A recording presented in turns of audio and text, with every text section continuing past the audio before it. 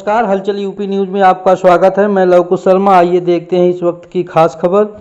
भाई के अंतिम संस्कार की इच्छा मन में ही रखी रह गई, निराश होकर घाट से वापस लौटे परिजन।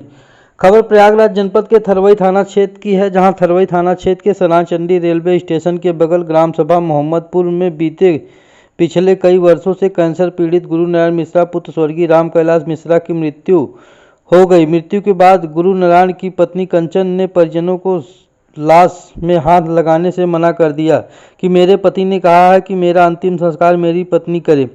गुरु नारायण के समधी व साले के कहने पर परिजनों ने हिंदू धर्म के अनुसार दाह संस्कार करने के लिए रसूलाबाद घाट पर शव लेकर चले गए। अंतिम संस्कार की तैयारी चल रही थी कि इतने में कंचन व उसके दामाद घाट पर पहुंचकर तांडव शुरू कर दिए। दामाद ने कहा कि सासू माँ ही ससुर का अंतिम संस्कार करेंगी, जिसके बाद सगे भाई और बहनों के आत्मा को बहुत ठेस पहुंचा और उन्होंने अंतिम संस्कार की इच्छा मन में ही रह गई। क्या नाम है आपका? मेरा नाम भानुप्रताप मिश्र है। ये कौन सा गांव है? मेरा गांव मोहम्मदपुर है। थाना आपका? थाना थरवई है। जिला प्रयागराज हैगा। वहाँ का मैं अस्थायी निवासी हूँ।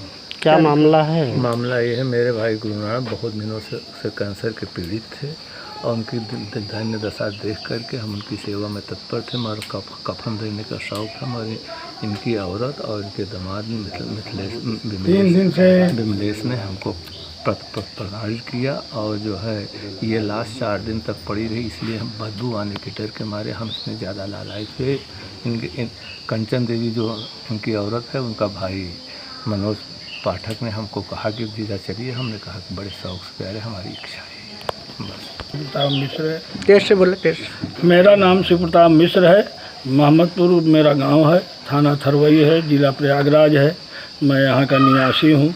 मेरे भाई जो कैंसर से पीड़ित थे, वो जो है 18 तारीख को मृत्यु हो गई। उस मृत्यु में हम लोग शामिल थे।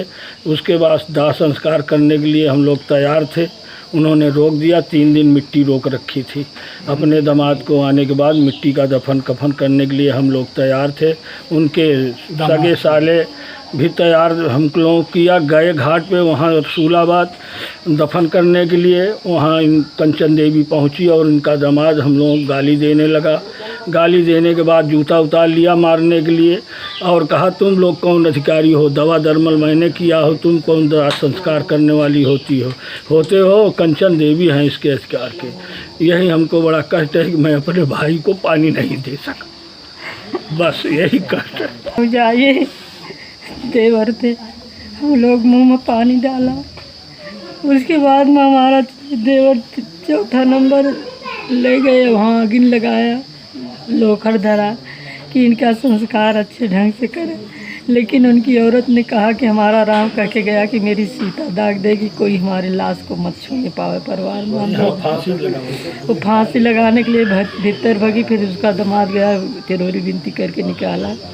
यही बात है। वही के निवासी हैं और वैसे मैं रहता अमृतसर में हूँ। अमृतसर से हमारे भाई से बराबर बात हुआ। मैं भाग के 16 तारीख को आया, 17 को 16 को भाई साहब आए, 17 को मैं आया। इनकी सेवा किया। कंचन देवी ने हमको लाश पे हाथ नहीं लगाने दिया।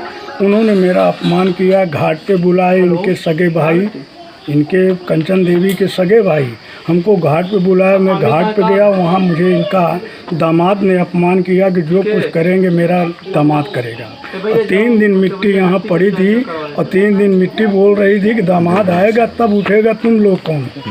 इस ढंग की बात किया, जो कि आज कई वर्षों के पहले इन्होंने गुरु नारायण कंचन देवी ने ज़मीन को स्टे भी कराए। हम लोग उस स्टे को भेद को ख़त्म करते हुए कि मेरा परिवार है, मेरा भाई है, हम लोग मिट्टी डालें, मिट्टी दें, लेकिन हम लोगों को अपमान के साथ घाट पे वापस कर दिया।